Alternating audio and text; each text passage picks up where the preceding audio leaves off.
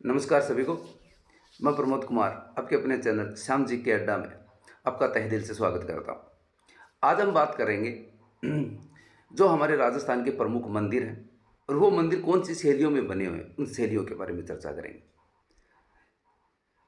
जो अपने मंदिर हैं, हर घर में पूजा की जाती है, किसी ना किसी भगवान की पूजा की जाती है, किसी न देवी की पूजा की जाती है, किसी देवता की पूजा की जाती है। हम किसी ना किसी रूप में किसी ना किसी भगवान को जरूर मानते हैं।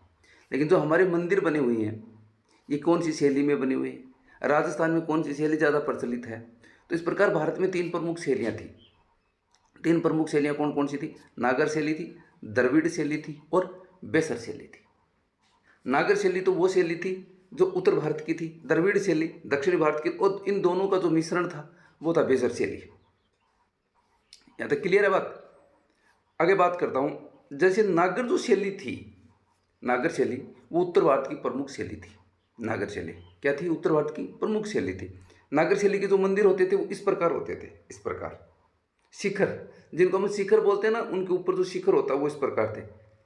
ठीक है। उसके अलावा जो द्रविड़ शैली थी उसके मंदिर इस प्रकार थे, इस प्रकार से थे ऊपर से।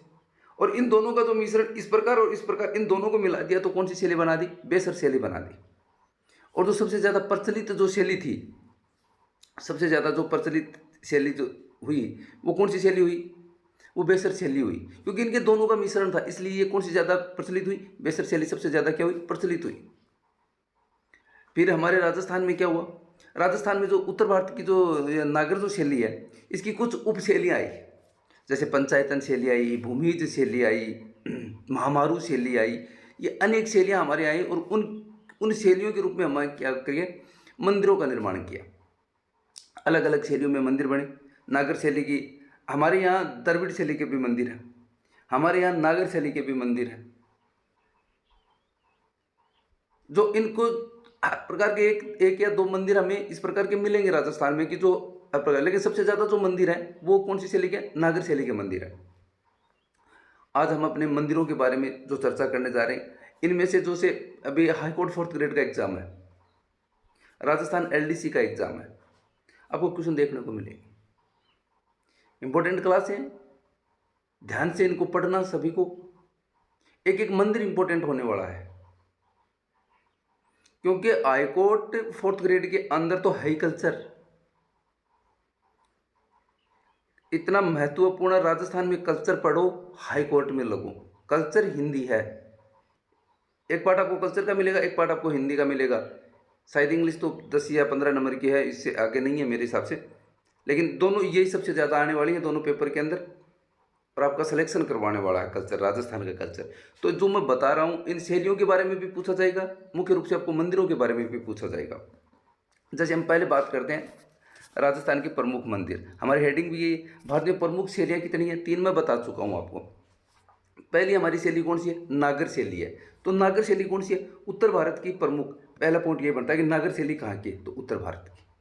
फिर इसमें बनता है कि इनके जो मंदिर होते हैं वो किस पर? शिखर युक्त, इस प्रकार के मंदिर होते हैं, शिखर युक्त, या इसे रेखा शिखर, चारों तरफ से परिक्रमा निर्मित होती है। इन मंदिरों की क्या होती है कि जो देखो हमारे जो मंदिर होते हैं वो ऐसे होते हैं, और इनकी एक परिक्रमा भी बनी हुई होती है। जैसे हम सालासर जाते हैं, घूम के नहीं आते क्या पीछे से? परिक्रमा, ये हमारे छोटे मंदिर हैं गांव के अंदर, हम जो मंदिर बनाते हैं तो उनके पीछे भी हम क्या करते हैं? पीछे के घूमने का एक स्थान बनाते हैं, उन्हें क्या कहते हैं? परिक्रमा निर्मित बोलते हैं उन्हें। वो क्या करते हैं? परिक्रमा करते हैं उस मंदिर के चारों तरफ। कोई 5 बार घूमता है, कोई 7 बार घूमता है, तो उसे क्या कहते हैं? परिक्रमा। तो उनकी चारों तरफ क्या होती है? एक परिक्रमा होती है। और नागर शैली कहाँ की है? उत्तर भारत के। शिखर ऐसे होता है, इसे रेखा शिखर भी बोलते हैं, और चारों तरफ क्या होता है? परिक्रमा निर्मित होती है। इसका आकार है ना, वर्गाकार और आयताकार दोनों प्रकार का होता है। वर्गाकार ज़्यादा बोला जाता है, आयताकार देखो ये मिस प्रिंटिंग है, लेकिन यहाँ वर्गाकार कर लेना आप, आयताकार से ज़्यादा बेटर रहेगा। ठीक है, द्रविड़ शैली में आता है आयताकार, द्रविड़ शैली में आता है आयताकार। यहाँ क्या करना है आपको? वर्गाकार करना है। क्या करना है? वर्गाकार करना है। इसके दो भाग होते हैं, कौन कौन से? एक तो गर्भगृह जहाँ मूर्ति रखी जाती है, और एक होता है मंडप। ठीक है, दो दो चीज़ें होती है। क्या होती है? एक तो होता है गर्भगृह, और एक क्या होता है? मंडप होता है। क्या होता है? मंडप होता है। मूर्ति वाला जो स्थान होता है ना, वो वर्गाकार होता है इनका, गर्भगृह।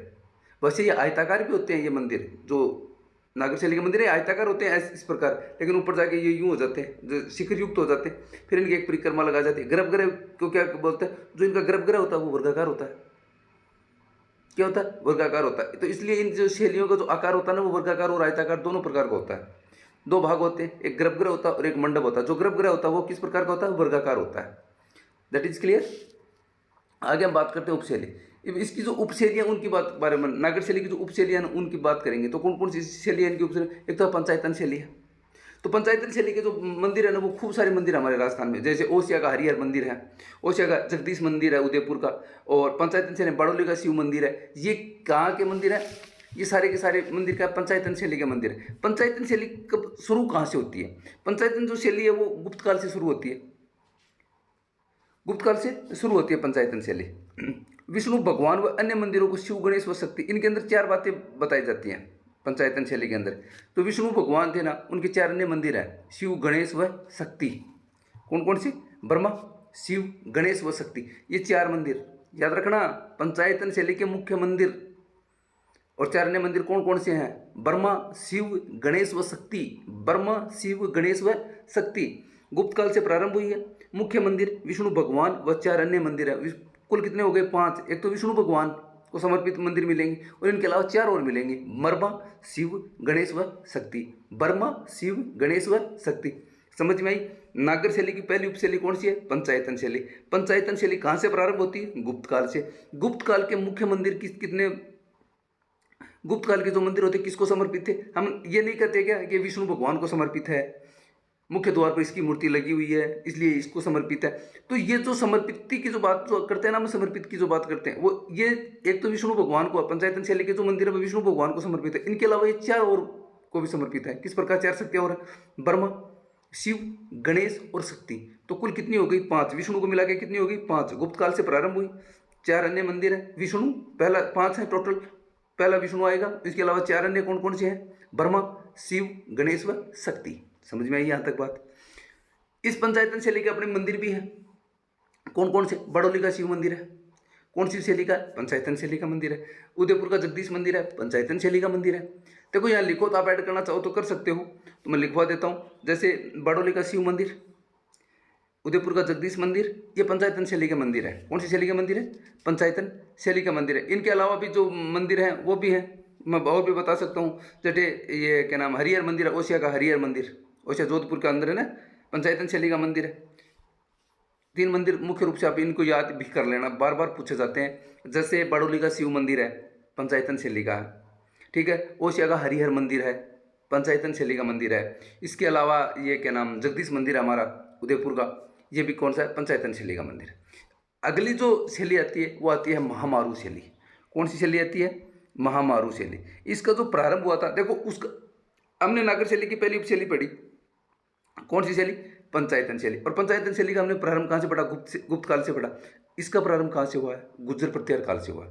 कहाँ से हुआ है? गुर्जर प्रत्यार काल से हुआ है। इसके भी खूब मंदिर है हमारे, खूब मंदिर हैं, बहुत ज़्यादा मंदिर हैं महामारू शैली के। महामारू बोल सकते हैं, गुर्जर प्रत्यार शैली बोल सकते हैं।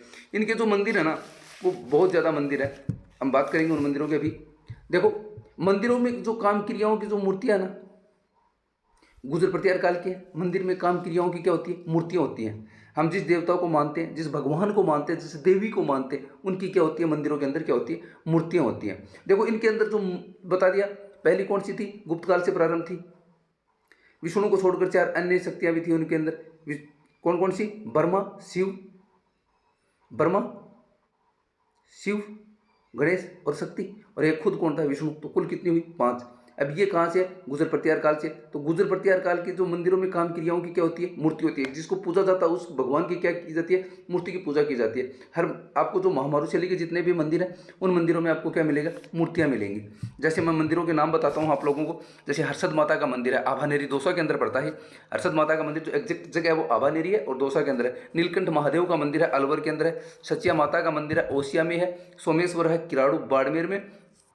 रामगढ़ अलवर के अंदर है, ठीक है। ये जो मंदिर है ना, ये मंदिर, ये कौन सी शैली के हैं? महामारू शैली के। हमने क्या नाम, पंचायतन शैली के जो मंदिर पढ़े थे वो कौन कौन से? 3 मंदिर पढ़े थे। हरिहर मंदिर ओसिया जोधपुर का पढ़ा था, बड़ौली का शिव मंदिर पड़ा था और जगदीश मंदिर उदयपुर का पड़ा था। 3 मंदिर वहाँ आए, गुप्त काल से प्रारंभ हुई। 4 शक्तियाँ, विष्णु को छोड़कर अन्य 4 शक्तियाँ हैं। कुल कितनी शक्तियाँ हैं? 5 है। विष्णु है, ब्रह्मा है, शिव है, गणेश और शक्ति, इनके बारे में पढ़ा। उसके बाद जैसे ही हमने प्रारंभ की दूसरी शैली, तो उस शैली का नाम था महामारू शैली। और महामारू शैली जो पढ़ रहे हैं तो वो कहाँ से शुरू हुई? गुर्जर प्रत्यार काल से शुरू हुई। तो गुर्जर प्रत्यार काल में शुरू हुई, तो इसलिए इसका दूसरा नाम क्या है? गुर्जर प्रत्यार शैली भी कहा जाता है। 2 नामे हैं। क्या क्या नाम है? गुर्जर प्रत्यार शैली और महामारू शैली। इसके अंदर क्या होता है? मूर्ति रखी जाती है और उन मूर्तियों की क्या की जाती है? पूजा की जाती है। और आगे जब हम बात करते हैं, इनके जो प्रमुख मंदिर हैं वो 4-5 मैं बता देता हूँ। हर्षद माता का मंदिर है, आभानेरी दौसा के अंदर है। नीलकंठ महादेव का मंदिर है, अलवर के अंदर है। सचिया माता है, ओसिया के अंदर है। सोमेश्वर है, किराड़ू के अंदर है। रामगढ़ है, अलवर के अंदर। ये इनके मंदिर है, महामारू शैली के मंदिर हैं। जैसे हम आगे बात करते हैं भूमिज शैली। कौन सी शैली? भूमिज शैली के बारे में हम बात करते हैं तो ये नागर शैली की उपशैली है। कौन सी? नागर शैली की उपशैली, सारी नागर शैली की उपशैली। ये खुली छत वाले मंदिर होते हैं। यहाँ पर क्या होते हैं? भूमिज शैली के अंदर खुली छत वाले मंदिर होते हैं। खुली छत, इनकी जो छत होती है वो खुली होती है ऊपर से। आपने कौन सा मंदिर देखा? शेवाड़ी मंदिर देखा? शेवाड़ी मंदिर पाली के अंदर है। शेवाड़ी जैन मंदिर पाली का, वो भूमिज शैली का ही मंदिर बना हुआ है। भूमिज शैली के क्या होता है कि खूब सारे मंदिर होते हैं, छोटे छोटे मंदिर होते हैं और ये ऊपर से खुला होता है। जैसे मैं बताता हूँ आपको, हमारे गांव में पुरानी हेली होती है, जो देखो बीच का जो चौक होता है वो खुला होता है ऊपर से। आजकल तो क्या करते हैं, जैसे मकान बनाते हैं बंद बना देते हैं, होल छाप देते हैं। वहाँ उस टाइम क्या होता था कि ऊपर से खुला, ओपन, छोटे छोटे मंदिर होते थे, ऊपर से खुला होता था। तो ये जो भूमि शैली की एक विशेषता है प्रमुख रूप से। और इसका जो एक मंदिर का मैं उदाहरण बताता हूँ आपको, शेवाड़ी जैन मंदिर है पाली के अंदर। शेवाड़ी का जैन मंदिर है पाली के अंदर, वो भूमि शैली का क्या है? महत्वपूर्ण मंदिर है। भूमि शैली का क्या मंदिर? इसके छोटे मंदिर होते हैं, सूर्य, शिव, गणेश, ये जो के नाम छोटे छोटे मंदिर होते हैं। इनके अलावा अन्य मंदिर मैं बताता हूँ आपको, खुली छत वाले मंदिर होते हैं। नागर शैली की उपशैली है, खुली छत वाले मंदिर होते हैं। और मुख्य जो मंदिर है ना, शेवाड़ी जैन मंदिर है पाली के अंदर। इसके अलावा मैं अन्य मंदिरों की अगर हम बात करूँ, मैं महानालेश्वर मंदिर है भीनमाल के अंदर, मेनाल भीलवाड़ा के अंदर पड़ता। महानालेश्वर मंदिर मेनाल भीलवाड़ा के अंदर पड़ता। एक है भंडदेवरा मंदिर रामगढ़ 12 के अंदर, रामगढ़ 12 के अंदर भंडदेवरा। और एक है उंडेश्वर मंदिर। कौन सा मंदिर है? उंडेश्वर मंदिर है। कौन सा मंदिर है? उंडेश्वर मंदिर है। ये बिजोलिया भीलवाड़ा के अंदर पड़ता। भूमिज शैली का ही मंदिर है। मैं फिर बताता हूँ आप लोगों को भूमिज शैली क्या होती है। भूमिज शैली क्या होती है? एक मंदिर मुख्य मंदिर हो जाता है, एक मंदिर बना और उनके चारों तरफ छोटे छोटे मंदिर बना दिए गए। कोई ऊपर छत नहीं होती, खुले होते हैं, ओपन होते हैं। नागर शैली की ये क्या है? उपशैली है। और इनका जो मुख्य मंदिर है ना, वो शेवाड़ी का जैन मंदिर है पाली के अंदर। शेवाड़ी जैन मंदिर पाली के अंदर। एक इसका मंदिर है महानालेश्वर मंदिर, मेनाल भीलवाड़ा के अंदर पड़ता है। त्रिवेणी संगम है मेनाल भीलवाड़ा, वहां पर एक मंदिर है। कौन सा? महानालेश्वर मंदिर। एक जो मिनी खुजराहो बोलते हैं, भंडदेवरा 12 के अंदर पड़ता है। रामगढ़ 12 के अंदर मिनी खुजराहो बोलते हैं हम। हाँ, तो वो भी भूमिज शैली का ही मंदिर है। एक है उंडेश्वर मंदिर। हाँ, उंडेश्वर मंदिर पड़ता है बिजोलिया भीलवाड़ा के अंदर, जहाँ पर हमारा किसान आंदोलन हुआ था। सबसे बड़ा किसान आंदोलन उंडेश्वर, ये बिजोलिया भीलवाड़ा के अंदर हुआ था। तो उंडेश्वर मंदिर है वहाँ पर बिजोलिया भीलवाड़ा में। तो भूमि शैली के मैंने कितने मंदिर बताए? शेवाड़ी जैन मंदिर प्रमुख है, भूमि शैली का प्रमुख मंदिर है, देखने के लायक भी मंदिर, अच्छा मंदिर है। उसके अलावा है ये उंडेश्वर मंदिर है। उंडेश्वर है बिजोलिया भीलवाड़ा के अंदर पड़ता है। और एक हमारा किराड़ू, जिसे मिनी खुजराहो कहते हैं, ये रामगढ़ 12 के अंदर पड़ता है। एक है महानालेश्वर मंदिर, ये मेनाल भीलवाड़ा के अंदर। ये भूमिज शैली के मंदिर बने हुए हैं। तो भूमिज शैली आपको समझ में आई। आगे बात करता हूँ, प्रारंभ इनका जो हुआ था भूमिज शैली का, वो भी प्रत्यार काल से हुआ था। पहला जो मंदिर है शेवाड़ी पाली जैन मंदिर है, महामारू शैली के समान है। महामारू शैली के समान मैंने बता दिया ये कि प्रारंभ में प्रत्यार काल में जो ये शुरू हुआ था। और पहला जो इन्होंने पाली के अंदर है पहला मंदिर शेवाड़ी जैन मंदिर। इसके अलावा उंडेश्वर महादेव का मंदिर है, बिजोलिया भीलवाड़ा में पड़ता है। किराड़ू का मंदिर उसका भंडदेवरा है 12 के अंदर, रामगढ़ 12 के अंदर पड़ता है, ये बता दिया। एक है महानालेश्वर मंदिर है, ये मेनाल भीलवाड़ा के अंदर है, मेनाल भीलवाड़ा के अंदर है। तो ये भूमिज शैली के मंदिर हैं। उसके बाद करते हैं एक पतन शैली, विष्णु को समर्पित है। कौन सी है? एक पतान शैली बोलते हैं इसे। एक पतान शैली विष्णु से समर्पित मंदिर है। ठीक है, हम जैसे कि भगवान विष्णु की मूर्ति लगी होती है, इसलिए इसको भगवान विष्णु को समर्पित मंदिर कहा जाता है। तो ये एक पतान शैली है। ये इसकी क्या है? उपशैलियाँ हैं। इसके अलावा आगे आती है द्रविड़ शैली। द्रविड़ शैली दक्षिण भारत की शैली है, मैंने बता दिया। द्रविड़ जो शैली है वो दक्षिण भारत की शैली है। और इसके मंदिर इस प्रकार होते हैं, ऊपर वो नहीं होता, इस प्रकार नहीं होते। इसके मंदिर इस प्रकार होते हैं, इस प्रकार इसके मंदिर बनाए जाते हैं। ये दक्षिण भारत की शैली, इस प्रकार इसके मंदिर बने होते हैं। शिखर नहीं होता है इनके मंदिरों को। इसके जो मंदिरों को जो द्वार होता है ना उसे गोपुरम कहते हैं। द्रविड़ शैली का जो मंदिर होता है उनका जो प्रवेश द्वार होता है, जिस जिस जगह से हम पहले प्रवेश करते हैं उसे गोपुरम बोलते हैं। मंदिर का आकार जो होता है ना रथ जैसा होता है। आकार कैसा होता है? रथ देखा हुआ आपका? रथ रथ जो होता है, पहले जो रथ होते थे युद्धों में लेके जाते थे, आगे घोड़ा होता था, पीछे बग्गी होती थी, उसको चलाने वाला होता था, उसके अंदर एक होता बैठ वो जो होता है एक मुख्य, वो पीछे बैठा रहता था, चलाने वाला अलग होता था, उसे रथ बोलते हैं। आगे घोड़े होते हैं 2 3 5 7 जितने भी। तो उस रथ के, इसका जो आकार होता है उस रथ के समान होता है। क्या होता है? रथ के समान। प्रवेश जो द्वार होता है उसे गोपुरम कहा जाता है। दक्षिणी भारत की शैली है। मंदिरों का आकार क्या होता है इसका? इनका जो मंदिरों का आकार होता है ना, इसका जो गर्भगृह होता है ना वो आयताकार होता है, याद रखना। इसका जो गर्भगृह होता है वो आयताकार होता है, बिल्कुल आयताकार होता है। इसका गर्भगृह आयताकार होता है। चंपावती मंदिर धौलपुर का है। इसके प्रमुख मंदिर है चंपावती मंदिर धौलपुर का, और एक है तिरुपति बालाजी मंदिर सुजानगढ़ चूरू का, बिल्कुल तिरुपति बालाजी मंदिर। और एक रंगनाथ मंदिर भी है पुष्कर, द्रविड़ शैली का मंदिर है रंगनाथ मंदिर पुष्कर। इसके अलावा मैं बता देता हूँ आपको, चंपावती मंदिर है धौलपुर का।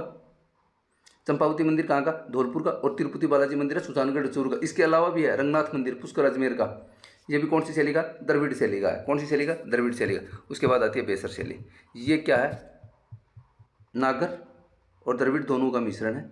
इसका उपनाम चालुक्य शैली, क्योंकि चालुक्य के समय प्रारंभ हुई थी। और चालुक्य शैली कारण चालुक्य वंश के प्रमुख नागर और द्रविड़ का मिश्रण, मैंने बता दिया दोनों का मिश्रण है। मध्य भारत में सर्वाधिक मंदिर इसी शैली में। जो मध्य भारत है ना, एक उत्तर भारत होगा, एक दक्षिण भारत होगा, जो बीच का भारत है जिसे मध्य भारत बोलते हैं, वहाँ पर जितने भी ज़्यादा मंदिर हैं वो कौन सी शैली के बने हुए हैं? बेसर शैली के बने हुए हैं। कौन सी शैली के बने हुए हैं? बेसर शैली के बने हुए हैं। 3 शैलियाँ पढ़ी, समझ में आई बात? मैं फिर बताता हूँ तीनों शैलियों के बारे में, आपको ध्यान से पढ़ना, समझ में आना चाहिए। समझ में आ गया तो याद हो गया। राजस्थान के प्रमुख मंदिरों के बारे में बात करते हैं। भारत में 3 शैलियाँ आई, कौन सी? नागर, द्रविड़ और बेसर। नागर शैली उत्तर भारत की, द्रविड़ शैली दक्षिण भारत की, और बेसर शैली दोनों का मिश्रण। और मध्य भारत के अंदर ये सबसे ज़्यादा प्रचलन है। मध्य भारत के जितने मंदिर थे वो बेसर शैली के। उत्तर भारत की जो शैली है नागर शैली, उसके मंदिर कैसे थे? इस प्रकार थे, शिखर युक्त या रेखा, उसको बोलते हैं रेखा शिखर बोल सकते हैं, ठीक है। इनका जो गर्भगृह का आकार है वो वर्गाकार आकार था, वर्गाकार या आयताकार आकार। द्रविड़ शैली का जो गर्भगृह का आकार था उसका तो आयताकार ही था। इसका जो गर्भगृह का आकार है वो वर्गाकार है। और बाकी जो मंदिर का जो आकार था ना, जो नीचे से शिखर से नीचे का मंदिर, वो आयताकार था।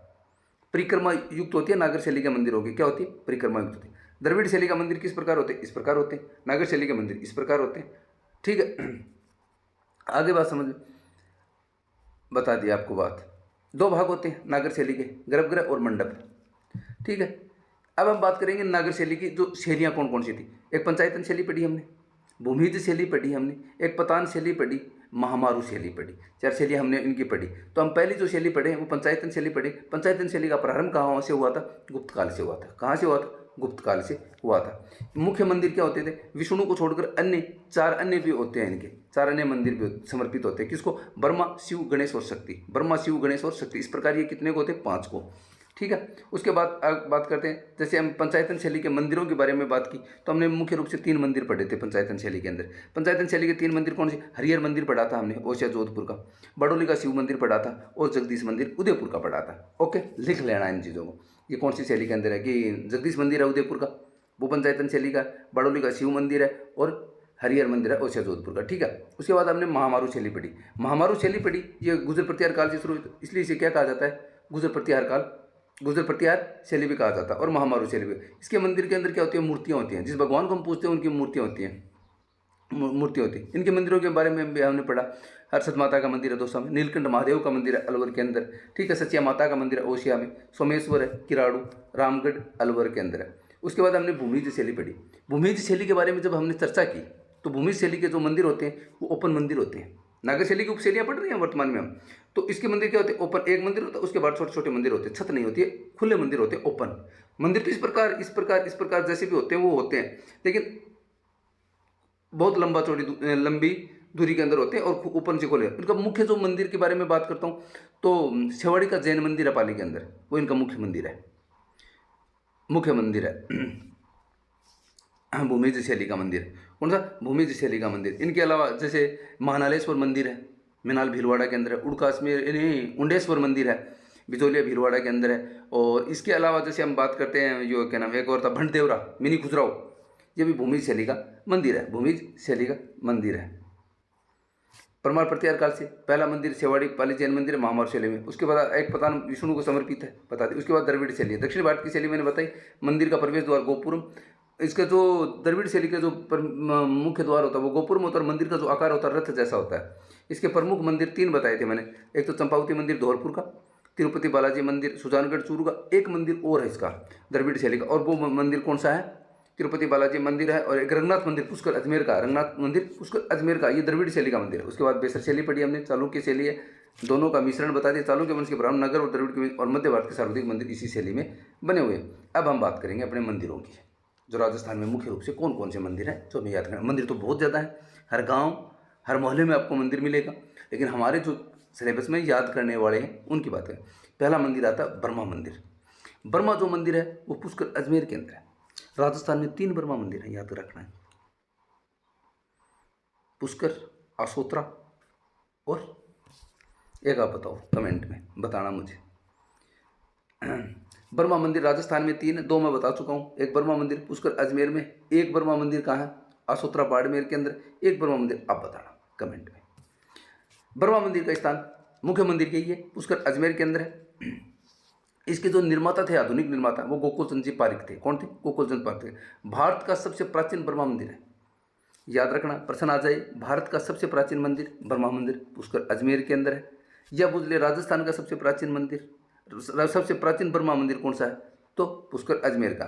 लोक मान्यता के अनुसार निर्माता शंकराचार्य माना जाता है, लेकिन आधुनिक निर्माता गोकुल चंद जी पारिक को माना जाता है। मूर्ति है चौमुखी ब्रह्मा मूर्ति है। अन्य मंदिर मैंने बताया था, 3 मंदिर बताए थे। कमेंट में पहले, आगे का वीडियो बाद में देखना, पहले इसको चीज़ को कमेंट करना कि मैंने 3 बताए थे, पुष्कर अजमेर में, आसोत्रा बाड़मेर में, तीसरा अभी मैं बताऊंगा आपको छींच बांसवाड़ा के अंदर है। हाँ, तो मैंने कहाँ कहाँ बताए 3 ब्रह्मा मंदिर? पुष्कर अजमेर में, जो सबसे मुख्य मंदिर है, सबसे प्राचीन मंदिर है, भारत का ही सबसे प्राचीन मंदिर है ब्रह्मा मंदिर पुष्कर अजमेर का। अगर इसके निर्माता की बात करें तो गोकुल चंद जी पारिक है, आधुनिक निर्माता की, और वैसे शंकराचार्य को माना जाता है। 3 है, कौन कौन से? पहला मुख्य पुष्कर अजमेर में ब्रह्मा मंदिर, दूसरा आसोत्रा, और तीसरा छींच बांसवाड़ा। पुष्कर के मंदिर, पुष्कर में देखो मंदिर कौन कौन से हैं। वराह मंदिर है, भगवान विष्णु। वराह मंदिर कहाँ? पुष्कर अजमेर में, निर्माता अर्णोराज। ठीक।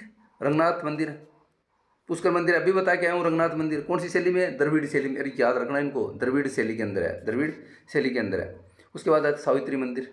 सावित्री मंदिर कहाँ है? पुष्कर अजमेर में, रत्नागिरी पहाड़ी पर। ये बात याद रखना कि पहले तो ये पूछा जाता है कि सावित्री मंदिर है कहाँ पर, तो पुष्कर में है, अजमेर के अंदर। हिंदुओं का 5वां तीर्थ कहा जाता है पुष्कर को, ऐसे ही नहीं कहा जाता उसे 5वां तीर्थ। सावित्री मंदिर है कहाँ? पुष्कर अजमेर में, लेकिन याद रखना ये है कहाँ पर। अगर मुख्य एग्जैक्ट स्थान पूछ ले, रत्नागिरी पहाड़ी पुष्कर अजमेर के अंदर है। कौन सी पहाड़ी है? सावित्री मंदिर कौन सी पहाड़ी पर है? रत्नागिरी में, रत्नागिरी पहाड़ी पुष्कर अजमेर में। रंगनाथ मंदिर कहाँ पर है? पुष्कर अजमेर में। कौन सी शैली में? द्रविड़ शैली में। रमा बैंकुट मंदिर विष्णु मंदिर है। कौन सा मंदिर है? रमा बैंकुट मंदिर विष्णु मंदिर है। निर्माता कौन है? मंगनीराम बागड़ डिडवाना। देखो ये बात याद रहे तो रख लेना, कोई बात नहीं, लेकिन इतनी जरूर याद रखना कि रमा बैंकुट मंदिर कहाँ है? पुष्कर अजमेर में विष्णु मंदिर है। ठीक। सोनिया जी के नासिया, याद रखना, इंपॉर्टेंट मंदिर है सोनिया जी के नासिया, अजमेर के अंदर। जैन मंदिर है सोनिया जी के नासिया, कहाँ पर है? अजमेर के अंदर है। प्रथम तीर्थंकर थे ऋषभदेव आदिनाथ को ये समर्पित है। प्रथम तीर्थंकर ऋषभदेव आदिनाथ जी को ये क्या है? समर्पित मंदिर है। निर्माता मूलचंद सोनी। याद रखना सोनिया जी के नासिया की हर बात याद रखना। सोनिया जी के नासिया मंदिर कहाँ पर है? अजमेर के अंदर है। जैन धर्म से संबंधित है, जैन मंदिर है इसलिए जैन धर्म से संबंधित है। समर्पित किसे? आदिनाथ को समर्पित है, यानी प्रथम तीर्थंकर ऋषभदेव या आदिनाथ जी को ये क्या है? समर्पित है। निर्माता कौन थे? मूलचंद जी सोनी इसके निर्माता थे। उपनाम इसे लाल मंदिर कहा जाता है। वास्तुकार अयोध्या नगर के समान, वास्तुकला क्या इसकी? अयोध्या नगर के समान। प्रवेश द्वार स्वर्ण नगरी। द्रविड़ शैली का क्या कहलाता था प्रवेश द्वार? गोपुरम। याद रखना, सोनिया जी की जो नासिया हम पढ़ रहे हैं उसके प्रवेश, मंदिर का प्रवेश द्वार क्या कहलाता है? स्वर्ण नगर कहलाता है। क्या कहलाता है? स्वर्ण नगर। याद रखना, सोनिया जी की नासिया कहाँ है? अजमेर के अंदर है। उपनाम क्या है? लाल मंदिर कहा जाता है। वास्तुकला अयोध्या नगर के समान है। कैसे? अयोध्या नगर के। प्रवेश द्वार क्या कहलाता है? स्वर्ण नगर कहलाता है। क्या कहलाता है? स्वर्ण नगर कहलाता है। समर्पित किसे है? प्रथम तीर्थंकर ऋषभदेव आदिनाथ को समर्पित है। निर्माता कौन है? मूलचंद सोनी। सोनिया जी की नासिया कहाँ है? अजमेर में।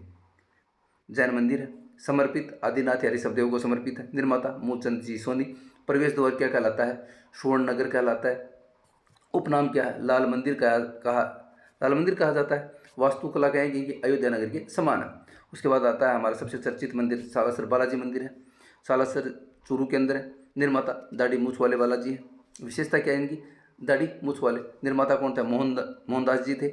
शिल्पकार नूराव दाऊद, नूराव दाऊद याद रखना। सालासर मंदिर सालासर चूरू के अंदर है। विशेषता क्या? दाढ़ी मूछ वाले बालाजी हैं। निर्माता कौन है? मोहनदास जी। शिल्पकार कौन है? नूराव दाऊद। एकलिंग जी, एकलिंग नाथ जी मंदिर स्थान कहाँ? कैलाशपुरी, नागदा उदयपुर के अंदर है। निर्माता बप्पा रावल थे। 734 ईस्वी में बना था। पुनर्निर्माण मोकल ने करवाया था। पाशुपत संप्रदाय को प्रमुख केंद्र है। त्रिमुखी शिव की प्रतिमा है, याद रखना एकलिंग जी मंदिर के बारे में। कैलाशपुरी कहाँ पड़ता है?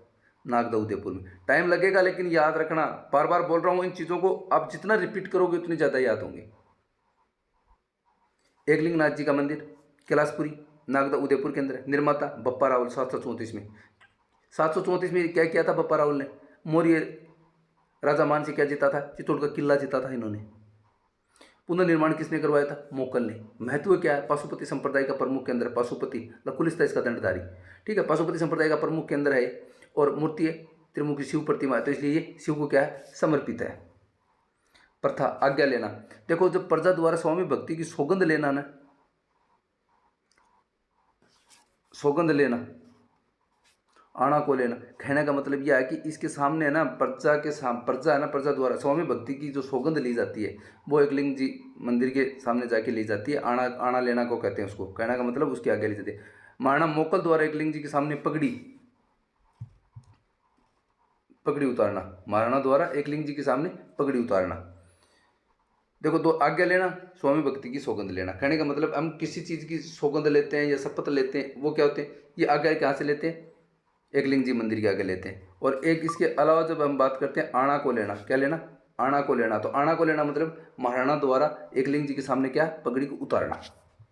उसके बाद आता है सशस्त्र बहु मंदिर, सास बहु मंदिर है, नागदा उदयपुर के अंदर है और समर्पित भगवान विष्णु को समर्पित है। निर्माता श्रीधर द्वारा निर्मित है। ये दो बातें याद रखना। ये निर्माता अगर आपको श्रीधर द्वारा निर्मित, श्रीधर नहीं याद रहे तो कोई बात नहीं। सशस्त्र बहु मंदिर कहाँ है या सास बहु का मंदिर कहाँ है? नागदा उदयपुर के अंदर और भगवान विष्णु को समर्पित है, ठीक है। बड़ा मंदिर सास का, छोटा मंदिर बहू का, ये याद रखना। बड़ा मंदिर सास का वो महामारू शैली में और छोटा मंदिर बहू का, ये भी याद रखना। पंचायतन शैली में ये पूछ लेंगे कि जो सास बहू का मंदिर है, जो बड़ा मंदिर है वो किसका है? सास का। कौन सी शैली में? महामारू शैली में। छोटा मंदिर बहू का है, वो कौन सी शैली में है? तो वो पंचायतन शैली के अंदर है, ठीक है। आगे बात करते हैं जगदीश मंदिर। जगदीश मंदिर है उदयपुर के अंदर। जगदीश मंदिर कहाँ? उदयपुर में। जगत सिंह प्रथम के समय बना था, तो इसका निर्माता कौन हो? जगत सिंह। शैली पंचायतन शैली, समर्पित की था विष्णु को। वास्तुकार कौन थे? भाणा, अर्जुन, मुकुंद और उपनाम क्या? सोपन मंदिर। देखो इसके जो याद रखनी है वो बता देता हूँ मैं आपको। जगदीश मंदिर है, जगदीश मंदिर का स्थान है उदयपुर। उदयपुर में निर्माता जो थे इसके जगत सिंह प्रथम थे। सपनों का बना मंदिर कहा जाता है, उपनाम सोपन मंदिर है तो सपनों का बना मंदिर कहा जाता है, ठीक है। विष्णु को समर्पित है। पंचायतन शैली अगर आपको याद रहे तो मैं बता के भी आऊँ तो याद रखना। इसके अलावा वास्तुकार इनकी याद रहें तो ठीक है, नहीं रहें तो कोई दिक्कत नहीं है। भाणा, अर्जुन और मुकुंद थे, पढ़ लेना। पढ़े हुए होंगे तो एक दो के मैं ज़्यादा तो मैं लिखवा ही नहीं रहा। वास्तुकार सालासर बालाजी के लिखवाए हैं, दाऊद और नूरा और दाऊद, ठीक है। एक मैं जगदीश मंदिर का बता रहा हूँ आपको। भाणा, अर्जुन और मुकुंद पूछे नहीं गए हैं लेकिन अब पूछे जा सकते हैं। उठा ले, एग्जामिनर का कोई भरोसा नहीं कहाँ से उठा ले। तो जगदीश मंदिर सपनों का बना मंदिर है, उदयपुर में। जगत सिंह प्रथम के समय इसका निर्माण हुआ था। पंचायतन शैली का विष्णु मंदिर, विष्णु को समर्पित है। भाणा, अर्जुन और मुकुंद इसके क्या थे? वास्तुकार थे। नरुश्री बारट द्वारा औरंगजेब से रक्षा, विशेष घटना हुई थी यहाँ।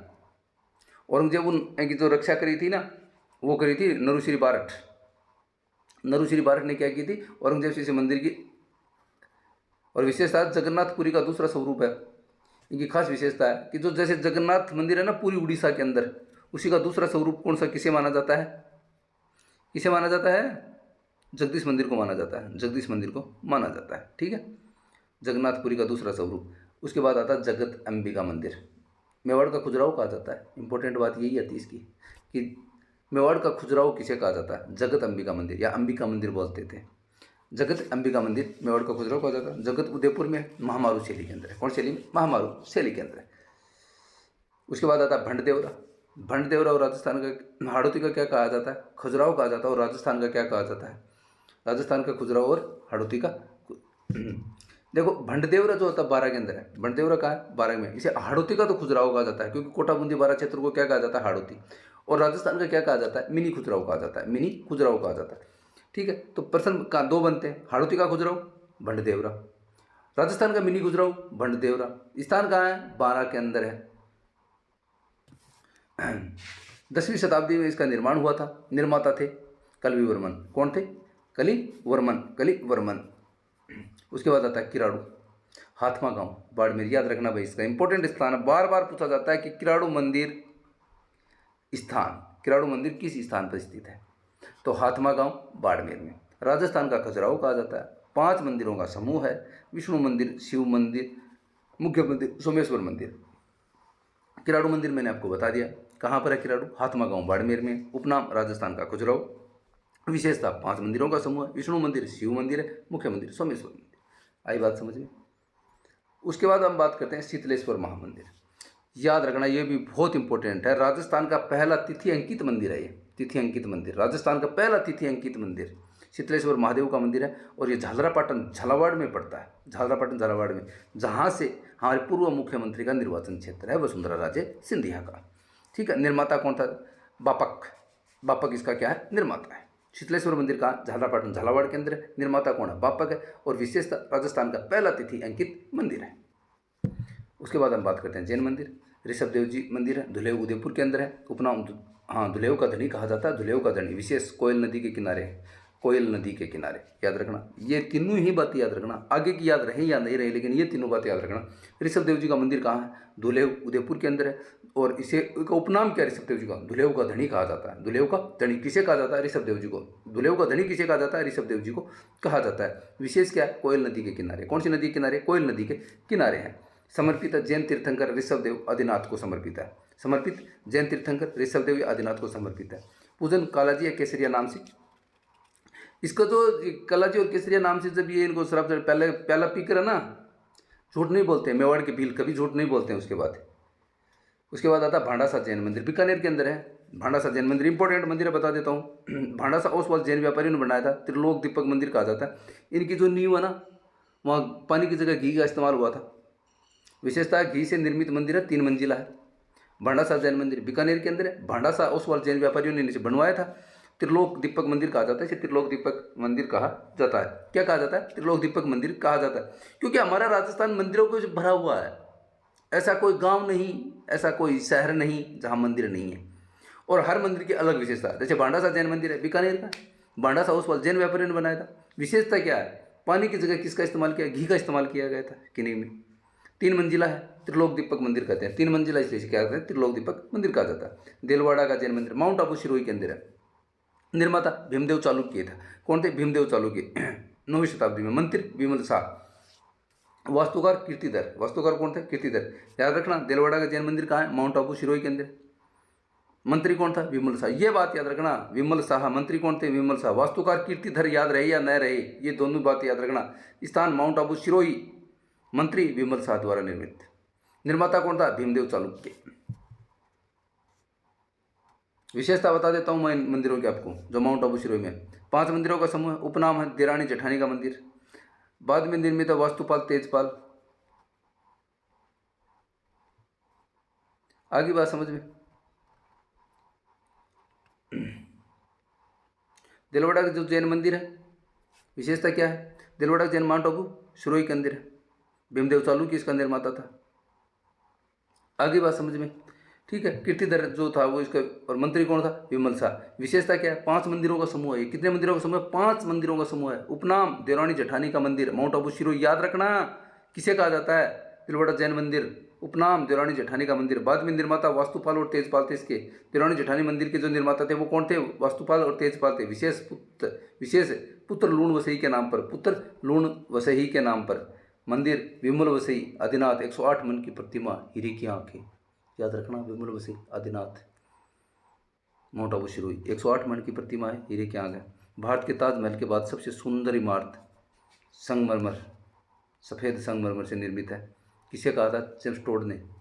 किसे कहा था, विमल वसई मंदिर को कहा था। भारत के ताजमहल के बाद सबसे सुंदर इमारत सफ़ेद संगमरमर से निर्मित जो है वो कौन सी है, विमल वसई मंदिर है। 108 मन की प्रतिमा हो रही हीरे की आंख। दूसरा लूण वसई नेमिनाथ को समर्पित है, फिर पार्श्वनाथ है, फिर भीमासा पित्तलहार है, महावीर स्वामी है। उसके बाद आते हैं रणकपुर के जैन मंदिर, पाली के अंदर है। धरणकसा जैन कुंभा के समय, जैन कुंभा के समय, ये एक है गलती से टाइपिंग हो गया। धरणकसा जो जैन थे वो कुंभा के समय वास्तुकार दीपा था, उपनाम है। देखो रणकपुर 1444 खंबे, इसलिए इसे स्तंभों का घर कहा जाता है। धरणी का विहार चौमुखा जैन मंदिर है। विशेषता 24 शिखर है, 84 मंडप है, 11,444 स्तंभ है। इसके अंदर कितने स्तंभ है? देखो इसमें 11,444, लेकिन ये 1444 खंबे है, याद रखना है इसको। 11,000 भी मानते हैं लेकिन नहीं, 1444, मैं नहीं मानता इस चीज़ को। 1444 खंबे है, 24 शिखर है, 84 मंडप है और 1444 खंबे मानना आप इसको, 1140 मत मानना मेरे हिसाब से, ठीक। बता देता हूँ एक मिनट।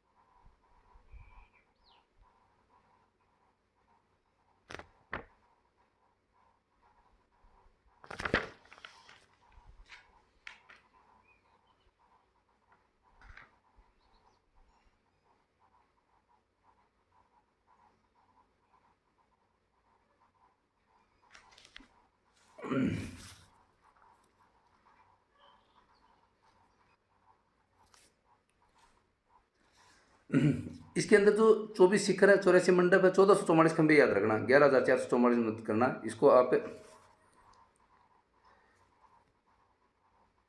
चलो ठीक है, 11,444 मत याद करना, 1444 याद करना। विश्व का सर्वश्रेष्ठ वास्तुकला वाली इमारत है। विश्व की सर्वश्रेष्ठ वास्तुकला वाली इमारत किसने कहा था? इसे फर्ग्यूसन ने कहा। किसने कहा था? फर्ग्यूसन ने। विश्व की सर्वश्रेष्ठ वास्तुकला वाली इमारत किसने कहा? फर्ग्यूसन ने कहा। त्रिलोच्य दीपक समान है, महाकवि माघ ने कहा था। त्रिलोच्य दीपक, दो बातें कही जाती है इसके बारे में। क्या कही जाती है? एक तो क्या कहा जाता है, विश्व की सर्वश्रेष्ठ वास्तुकला वाली इमारत किसने कहा? फर्ग्यूसन ने कहा। और एक त्रिलोच्य दीपक समान, महाकवि माघ ने कहा था। देखो ये कुछ जो रणकपुर के जैन मंदिर के बारे में जो ये मिस प्रिंटिंग है, ये 11,444 मत करना, 1444 याद रखना इसको। 84 शिखर है, 24 शिखर है, 84 मंडप है, 1444 स्तंभ है। और सर्वश्रेष्ठ वास्तुकला इमारत किसने कहा था? विश्व की सर्वश्रेष्ठ फर्ग्यूसन ने कहा था। और त्रिलोच्य दीपक समान, महाकवि माघ ने कहा था। नेमिनाथ मंदिर पाली रणकपुर के अंदर है। वेश्याओं का मंदिर और पात्रियों का मंदिर कहा जाता है। देखो इन दो बातें कही गई थी। नेमिनाथ मंदिर कहाँ? पाली। पहले तो बात ये याद रखना है कि नेमिनाथ मंदिर है कहाँ पर, तो ये पाली है, रणकपुर के अंदर पड़ते हैं, रणकपुर पाली के अंदर। वेश्याओं का मंदिर बोला जाता है और पातारियों का देवरा कहा जाता है इसे। पातारियों का देवरा और वेश्या मंदिर किसे कहा जाता है? नेमिनाथ मंदिर को कहा जाता है। वेश्याओं का देवरा और पातारियों का देवरा किसे कहा जाता है? नेमिनाथ मंदिर को कहा जाता है। कहाँ पर है? रणकपुर पाली। उसके बाद आता है पार्श्वनाथ जैन मंदिर। ये नाकोड़ा पर्वत बालोतरा के अंदर है। नाकोड़ा पर्वत पार्श्वनाथ मंदिर कहाँ पर है? नाकोड़ा पर्वत बालोतरा का। ये जैन जो जैन तीर्थंकर 23वें तीर्थंकर, जैन धर्म के 23वें तीर्थंकर, उनको ही समर्पित है। विशेषता है भैरव मंदिर, जागती जोत और हाथ का हजूर कहा जाता है इन्हें। हाथ का हुनर या हाथ का पार्श्वनाथ जो मंदिर है ना, पार्श्वनाथ का जैन मंदिर है, जो इसे नाकोड़ा मंदिर भी कहा जाता है। नाकोड़ा मंदिर बालोतरा के अंदर पड़ता है, नाकोड़ा मंदिर भी कहा जाता है, और इसे हाथ का हजूर भी कहा जाता है, और भैरव मंदिर यानी जागती जोत। भैरव मंदिर या जागती जोत और हाथ का हुनर भी कहा जाता है, यानी हाथ का हजूर भी कहा जाता है। पार्श्वनाथ मंदिर कहाँ पर है? नाकोड़ा पर्वत बालोतरा के अंदर है, तो इसलिए इसे क्या कहता है? नाकोड़ा मंदिर भी कहा जाता है। मेवानगर बाड़मेर में पड़ता था पहले, वर्तमान में बालोतरा के अंदर है। समर्पित है ये जैन तीर्थंकर 23वें जो जैन तीर्थंकर थे उनको ये समर्पित है, इसलिए इसे क्या कहा जाता है? हाथ का हजूर या हाथ का हुनर कहा जाता है, और जागती जोत कहा जाता है। भैरव मंदिर जागती जोत, विशेषता है इसकी जागती जोत और हाथ का हजूर, हाथ का हुनर, नाकोड़ा जैन मंदिर। उसके बाद आता है महावीर जी मंदिर, ये चांदनपुर है, हिंडौन करौली के अंदर पड़ता है। हिंडौन करौली महावीर जी कहाँ पर है? चांदनपुर हिंडौन करौली के अंदर पड़ता है। कहाँ पर पड़ता है? हिंडौन करौली के अंदर। 24वें तीर्थंकर महावीर स्वामी को समर्पित है। महावीर जयंती आती है इस दिन, चांदनपुर, हाँ महावीर जी मंदिर चांदनपुर हिंडौन करौली के अंदर। 24वें तीर्थंकर लक्खी मेला बढ़ता है, लक्खी मेला करौली का, ये लक्खी मेला। अन्य मंदिरों की बात करते हैं। इवन नौगांव, ये तिजारा चंद्र प्रभु जैन मंदिर है। अलवर, नौगांव, तिजारा चंद्र प्रभु जैन मंदिर। उसके बाद आता पाली। देखो पाली के अंदर जो मंदिर पड़ते हैं, घनेराव जैन मंदिर पाली के अंदर है। फालना, सोने की छत, गेट ऑफ गोल्डन बोलते हैं इसे, ये भी पाली के अंदर है।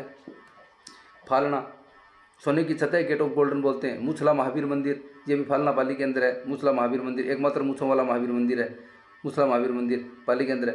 फिर है अजमेर के नरेली तीर्थ, अजमेर। नरेली तीर्थ कहाँ पर है? अजमेर के अंदर है। नरेली तीर्थ कहाँ है? अजमेर में। लोद्रवा जैन मंदिर जैसलमेर लोद्रवा के अंदर है। फिर ओशिया जैन मंदिर जोधपुर के अंदर है, ओशिया जोधपुर मंदिर। फिर बाड़ोली के शिव मंदिर हमने पहले भी पढ़े हैं, बाड़ोली चित्तौड़गढ़ में पड़ता है। बाड़ोली चित्तौड़गढ़ में। कर्नल टोड, खोजकर्ता कौन थे? Colonel Tod. निर्माण काल गुप्त काल का है। निर्माता मिहिरकुल था, हूण शासक था। बाड़ोली के शिव मंदिरों का निर्माण किसने किया था? मिहिरकुल, हूण शासक था ये मिहिरकुल। विशेषता 9 मंदिरों का समूह है। हर्षद माता आभानेरी दौसा के अंदर है। गुजर प्रत्यार कालीन महामारू शैली के अंदर है। रामचंद्र यानी निकुंभ शासक था इसका 8वीं 9वीं शताब्दी में। सूर्य मंदिर झालापाटन झालावाड़ के अंदर है। सूर्य मंदिर झालापाटन झालावाड़ के अंदर पड़ता है। पद्मनाभ मंदिर है, 7 सहेलियों का मंदिर है, उपनाम इसका।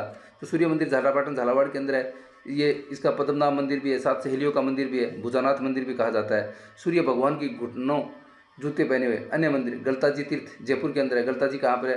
अन्य मंदिर बता रहा हूँ मैं आपको। गलताजी तीर्थ जयपुर में, ओशिया जोधपुर में है। चित्तौड़ दुर्ग वर्तमान नाम कलिक्का। फिर आता है कलिक्का मंदिर जयपुर में। यो जो कलिक्का मंदिर है जयपुर के अंदर पड़ता है, ये सवाई जय सिंह ने इसका निर्माण करवाया था। कलिक्का मंदिर देखो, इनको तो पढ़ना और रटना पड़ेगा, इसकी कोई विशेषता नहीं है। कलिक्का मंदिर सवाई जय सिंह ने जयपुर के अंदर है। शिखर द्रविड़ शैली में विशेषता, विश्व का एकमात्र कलिक्का मंदिर है। विश्व का एकमात्र कलिक्का मंदिर कहाँ? जयपुर के अंदर है। विश्व का एकमात्र कलिक मंदिर, एक मंदिर कलिका भी बोलता था, कलिक भी बोलते थे। कलिक मंदिर कहाँ पर है? जयपुर के अंदर है, और जयसिंह ने इसका निर्माण करवाया था। सवाई जयसिंह ने इसका क्या करवाया था? विष्णु का 10वां अवतार माना जाता है कलिक मंदिर को, इस कलिक को। कलिक मंदिर कहाँ? जयपुर में। सवाई जयसिंह निर्माण का, विश्व का एकमात्र, विष्णु का 10वां अवतार। अन्य मंदिर किशनगढ़ अजमेर, किशनगढ़ अजमेर के अंदर है। कचरिया मंदिर है, नवग्रहों का मंदिर है। इच्छापन्ना बालाजी सरदार शहर चूरू के अंदर है। गुप्तेश्वर महादेव मंदिर, ये गिरवा उदयपुर में पड़ता है। ब्यावर का विष्णु मंदिर ब्यावर में, 12 में। उसके बाद है काकुनी मंदिर, ये 12 के अंदर पड़ता है। फुलदेवरा मंदिर मामा भांजा अटरू 12 के अंदर है। अटरू 12 में मामा भांजा मंदिर अटरू। हाँ, काकुनी मंदिर 12 के अंदर है। फुलदेवरा मंदिर 12 के अंदर है। मामा भांजा मंदिर 12 के अंदर है, जोधपुर में। फिर है तीन मांझी मंदिर, जोधपुर में है। महामंदिर जोधपुर का है। गंगा श्याम मंदिर जोधपुर में। रावण मंदिर मंडोर जोधपुर के अंदर है। रावण मंदिर एकमात्र मंदिर है, रावण मंदिर जो मंडोर जो है। अलवर नीलकंठ महादेव का मंदिर। मेड़ता चारभुजानाथ मंदिर मेड़ता में है। गुसाई जी का मंदिर झुझाला, गुसाई जी का मंदिर झुझाला। और गढ़बोर राजसमंद में चारभुजानाथ मंदिर है। गढ़बोर चारभुजानाथ मंदिर राजसमंद में। जयपुर का है बड़ली मंदिर, बिड़ला मंदिर जयपुर। गोविंद देव जी का मंदिर जयपुर। सामोद हनुमान जी मंदिर जयपुर। सादड़ी पाली के अंदर है। परशुराम महादेव का मंदिर, परशुराम महादेव का मंदिर कहाँ? सादड़ी पाली के अंदर है। परशुराम महादेव का मंदिर सादड़ी पाली के अंदर है। सादड़ी पाली के अंदर है। ये थे हमारे सारे मंदिर और ये थी हमारी सारी शैलियाँ। अगर आपको वीडियो अच्छा लगे तो लाइक शेयर सब्सक्राइब तो जरूर करना है, और इसको आगे से आगे शेयर भी करना है। और इन वीडियो को बार बार देखो जिससे आपके कोई क्वेश्चन गलत ना हो। आने वाले 4th ग्रेड भर्ती और LDC भर्ती में आपको यहाँ से बहुत अच्छे क्वेश्चन मिलने वाले हैं। मैं ज़्यादा नहीं कह सकता, लेकिन 85+ अगर कल्चर के अगर क्वेश्चन आते हैं तो 85% क्वेश्चन यहाँ से उठेंगे। मैं आपको आज ही बता रहा हूँ। अच्छे से पढ़ो, अच्छे तैयारी करो, और कमेंट करके बताना कि हमारा जो पढ़ाया हुआ वो आपको कैसा लगे। जिस प्रकार हम पढ़ा रहे हैं, आपको नोट्स उपलब्ध करवा रहे हैं, साथ साथ लिखते जाओ, अच्छा रहेगा। मैं एक दिन सारे PDF एक साथ घेर दूंगा कल्चर की। आप अपने जो चैनल है वो व्हाट्सएप चैनल का जो लिंक है मैं डाल दूंगा, और वहाँ से आप डाउनलोड करके इसको निकलवा लेना, ठीक है। और आराम से पढ़ो, धीरे पढ़ो, अच्छा याद होगा। अभी एग्ज़ाम डेट आई नहीं है, आने वाली है, कभी भी आ सकती है। हाई कोर्ट 4th ग्रेड के लिए कल्चर इंपॉर्टेंट है, इसलिए मैं पहले कल्चर करवा रहा हूँ। लगभग कल्चर अपना आधे से ज़्यादा हो चुका है। जो टॉपिक बचे हुए हैं वो मैं जल्द से जल्द आपको पूरा करवा दूँगा। उसके बाद हम रिवीजन लेके चलेंगे कल्चर का। थैंक यू, जय हिंद।